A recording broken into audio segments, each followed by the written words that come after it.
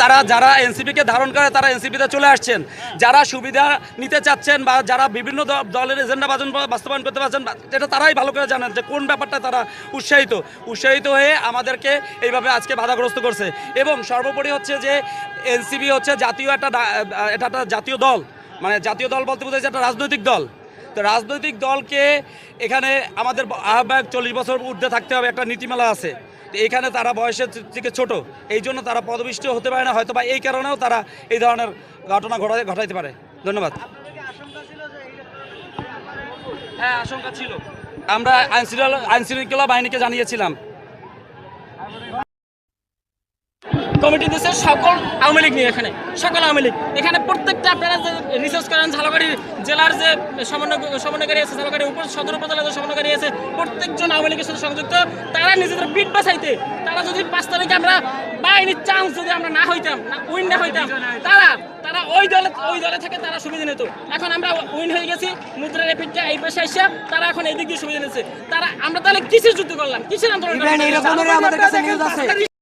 অনেক অপকর্মের ডিটেলস আছে, কিন্তু আমরা সে নামগুলো আপনাদের তো বলছি, আমরা তো ছবি দেখাই দিচ্ছি।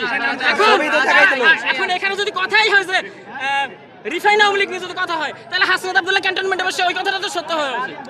হ্যাঁ, তাইলে হাসনাত আব্দুল্লাহ ক্যান্টনমেন্টে ওখানে আপোষ করলেই তো হয়ে যেত, ওইটাই যেতে হয় না। তাহলে ঝালকাঠির বসা, এই একটা ছোট শহরে বসা, কিভাবে এই আওয়ামী লীগগুলো কিভাবে পুনর্বাসিত হচ্ছে দেখেন আপনারা, এটা দেখেন তাহলে বুঝবেন। এই দেখেন ঝালকাঠির 4 জন যে মাফিয়া, কি যেন 4 খলিফার একজন হচ্ছে জিএস জাকির।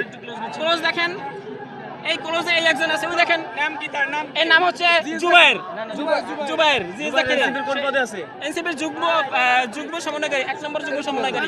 সে আওয়ামী লীগ কোন পদে ছিল কিনা ছিল না ভাই, আপু এটা কোনো গঞ্জাম ছিল না। আচ্ছা আপু, আজকে এই জায়গার আমরা মহাসড়ক অবরোধ করি, তাই ধন্যবাদ আপু। আচ্ছা ধন্যবাদ আপু। হ্যালো, আওয়ামী লীগ বুঝি না, আওয়ামী লীগ মানে আওয়ামী লীগ।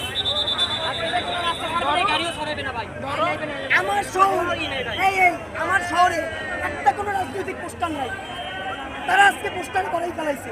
এই নতুন বন্দোবস্ত চালালি করছে, চালাই নুটগুলো